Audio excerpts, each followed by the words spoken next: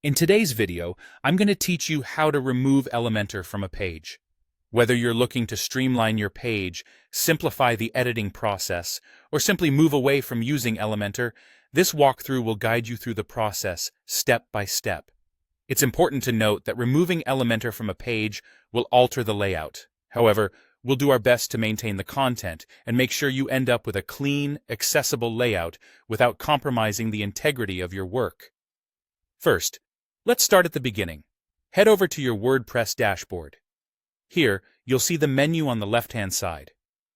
Hover over the Pages section and then click on All Pages.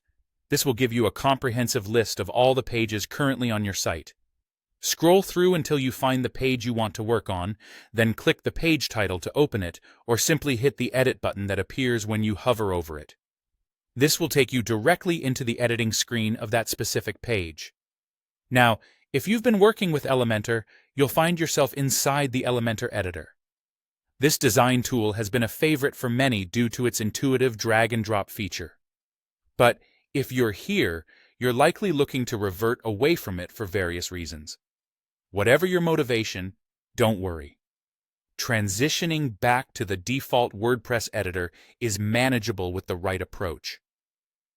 Next, we're going to exit the Elementor environment and return to the standard WordPress setup. To do this, look for the hamburger menu, which is commonly identified by 3 stacked lines.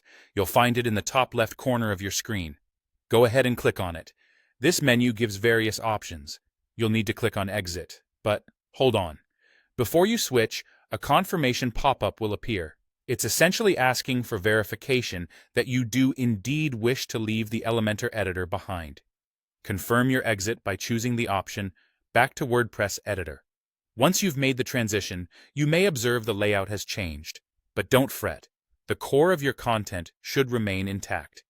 The text and media elements, usually stored as shortcodes within Elementor, will still be accessible and editable via Gutenberg, WordPress's default block editor.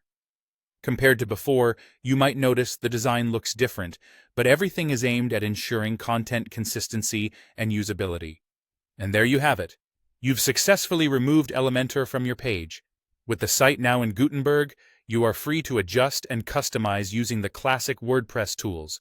Make it a point to review everything, ensure that the content displays properly, and tweak as necessary for a polished finish. Thanks for following along, and I hope you found this guide helpful in maintaining control and personal customization over your WordPress site.